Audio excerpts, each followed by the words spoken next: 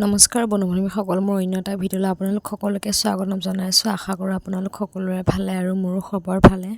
আপোনালোকৰ আশীৰ্বাদত ভালে আছোঁ। এইফালে আজি মাটিমাহ দেখিছেনে? মাটিমাহ খাৰ পিঠাগুড়ি মাৰি দি বনাম বুলি ভাবিছোঁ। আপোনালোকে খায়নে বাৰু? যদিহে খাই পোৱা নাই তেনেহ'লে খাই চাবচোন। মাটিমাহ তৰকাৰী খাৰ বনাই খাবলৈ বৰ সোৱাদ হয়নে বাৰু? এইফালে আৰু চয়াবিন তিয়াই পেলাই থৈ দিছোঁ। আলু, বিলাহী আৰু চয়াবিন ভাজি দিম বুলি এইফালে চয়াবিনখিনি গৰম পানীত ধুনীয়াকৈ তিয়াই পেলাই থৈ দিছোঁ। আৰু এইফালে আপোনালোককনো কি কওঁ, আপোনালোক সকলোৱে জানে আৰু সকলোৱে সদায় বনায়ে থাকে একেধৰণে। ময়ো তেনেকৈ তেল পিঁয়াজ দি মাৰি ল'লোঁ। এইফালে আলুখিনি দি দিছোঁ। আলুখিনি ধুনীয়াকৈ লৰাই ল'ম। ইয়াতে নিমখ হালধি দি দিম। দি পেলাই ইয়াতে আৰু কেঁচা বিলাহী কাটি পেলাই থৈ দিছোঁ। সেই কেঁচা বিলাহীখিনিও ঢালি দিম। ঢালাৰ আগতে এতিয়া আলুখিনি অলপমান তেলতে ভালদৰে মজাই ল'ম। তাৰপিছতে এয়া দেখিছেনে, আলুখিনি ভালদৰে মজাৰ লগে লগে মই ইয়াতে যিখিনি চয়াবিন তিয়াই পেলাই থৈ দিছিলোঁ সেই চয়াবিনখিনি ইয়াতে মই ঢালি দিছোঁ। এতিয়া আলু আৰু চয়াবিনখিনি আৰু অলপ সময় ধুনীয়াকৈ ইয়াত তেলখিনি ধুনীয়াকৈ মজি যোৱাকৈ অলপ সময় লৰাই ধুনীয়াকৈ ভাজি ল'ম।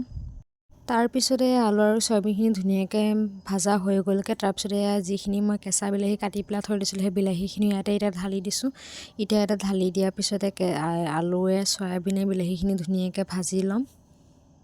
তাৰপিছতে আলু চয়াবিন বিলাহী ভাজিখিনি ধুনীয়াকৈ আমাৰ হৈ গৈছে।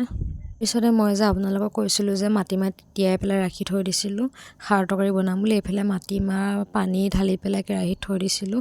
এইফালে পানীখিনি অকণমান গৰম হোৱাৰ লগে লগে ইয়াতে খাৰ অকণমান ঢালি দিছোঁ সোৱাদ অনুযায়ী। বেছি নহয় আকৌ দেই, বেছি দিলেকৈ খাৰটো চোকা হয় যে খাবলৈ সোৱাদটো বেয়া হয়। সেইটো কাৰণে মই যিমানখিনি সোৱাদ অনুযায়ী খাৰ অকণমান ইয়াতে ঢালি দিছোঁ। এইখিনি এতিয়া উতলিবলৈ দিম ভালকৈ। তাৰপিছতে মই আদা নহৰু পিচি পেলাই থৈ দিছিলোঁ। আদা নহৰু অকণ যদি ইয়াত দি দিওঁ তেতিয়াহ'লে খাবলৈ আৰু ধুনীয়া হয়, তৰকাৰীটো মজা হয় তেতিয়া। আমাৰ অসমীয়া মানুহৰ খাৰটো মেইন হয়নে? যদি খাৰ তৰকাৰীকণ বনাই খালে কিমান ধুনীয়া লাগে। এইফালে দেখিছেনে, এইফালে উতলিবলৈ ধৰিছে। এইফালে উতলিবলৈ ধৰাৰ কাৰণে মই মিক্সাৰত পিঠাগুড়িখিনি পিচি পেলাই থৈ দিছিলোঁ। এইফালে মই পিঠাগুড়িখিনিও দি দিছোঁ। পিঠাগুড়িখিনি মাৰি যদি দিয়া হয় তেতিয়াহ'লে মাটিমাহ খাৰ তৰকাৰীকণ খাবলৈ আৰু বেছি ধুনীয়া হয়, সোৱাদ হয়। এইফালে মই পিঠাগুড়ি অলপমান মাৰি দিম। ধুনীয়াকৈ উতলি আছে তৰকাৰীখিনি। পিঠাগুড়িখিনি দি হোৱাৰ পিছতে 10 মিনিটমান উতলাৰ পিছতে তৰকাৰীখিনি মই নমাই দিম কেৰাহীৰ পৰা।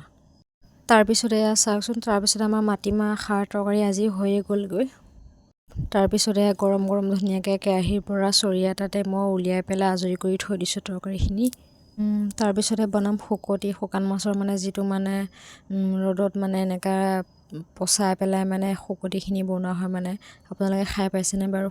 শুকতি খাবলৈ ইমানেই ধুনীয়া, বেছি সোৱাদ কি ক'ম আৰু। আপোনালোকে খাই পাইছে যদি জনাবচোন। যদিহে খাই পোৱা নাই এবাৰমান ট্ৰাই কৰি চাবচোন। এইফালে মই প্ৰথমতে গৰম পানীখিনি কেৰাহীত ঢালি দিছোঁ। ঢালি দি পেলাই ইয়াতে মই আদা নহৰু অলপমান দি দিছোঁ। তাৰপিছত আদা নহৰুখিনি অলপমান পানীখিনি ভালদৰে গৰম হ'বলৈ দিম। তাৰপিছতে মই ইয়াতে শুকতিখিনি দি দিলোঁ। শুকতিখিনিও ভালদৰে উতলিবলৈ দিম, ভালদৰে সিজিবলৈ দিম। সিজাৰ পিছতে ইয়াতে মই জালুক জলকীয়া অকণো দি দিম।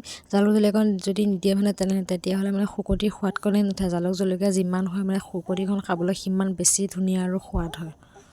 তাৰপিছতে পাহৰিছিলোঁ নহয়, ইয়াত যে খাৰ অকণমানো দিব লাগে। আচল বস্তুটোৱে পাহৰিছিলোঁ। যদিহে খাৰ অকণ নিদিয়ে তেতিয়াহ'লে শুকতি সোৱাদটো একেবাৰে নালাগে। ইয়াতে মেইন বস্তুকেইটা হৈছে আদা নহৰু, তাৰপিছত জালুক জলকীয়া। তাতকৈ বেছি মেইন বস্তুটো হৈছে খাৰকণ। আপোনালোকে তেলেও বনাই খাব পাৰিব, কিন্তু তেলে বনাই খালে ইমান বেছি সোৱাদটো নুঠে। খাৰে বনালে যিটো সোৱাদ উঠে, খাৰে বনালে সোৱাদটো বেছি ধুনীয়া হয় আৰু। আপোনালোকৰ ঘৰত যদিহে আছে তেনেহ'লে কলৰ খাৰটো ব্যৱহাৰ কৰিব পাৰিব। আৰু যদিহে কলা খাৰটো নাই তেনেহ'লে যিটো আমাৰ দোকানত চ'দাৰ খাৰটো পায় সেই চ'দাৰ খাৰটো দিব পাৰিব। ইয়াতে আমাৰ এইফালে চাওঁতে আমাৰ শুকতিকণো ধুনীয়াকৈ পগাই হৈ গ'লগৈ। আজিলৈ ভিডিঅ'টো ইমানেই আছিলে। যদিহে চাই ভাল পালে তেনেহ'লে লাইক কমেণ্ট শ্বেয়াৰ আৰু পেজটো প্লিজ ফ'ল' কৰি দিব। ধন্যবাদ।